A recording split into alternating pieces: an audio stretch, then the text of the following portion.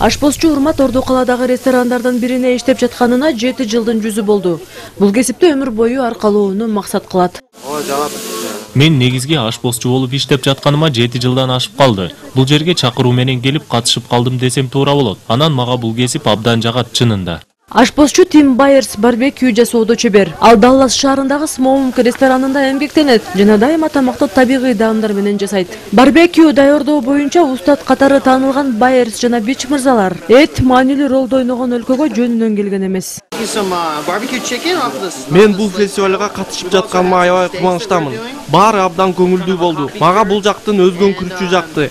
Буюрса бул өлкөгө да көп келем деген үмүттөмүн. Белгилей кетсек, буга чейин 10 сентябрда америкалык ашпозчулар Тим Байерс менен Ян Бич бул кесипте аркалагысы келгендерге барбекю жасаганды үйрөткөн. Ошондой эле кулинардык окуу жайлардын окуучулары үчүн мастер-класс жана семинарда өтүшкөн. Жаркынай Арыкова, Баатыр Зарлыков, Коомдук 1 канал.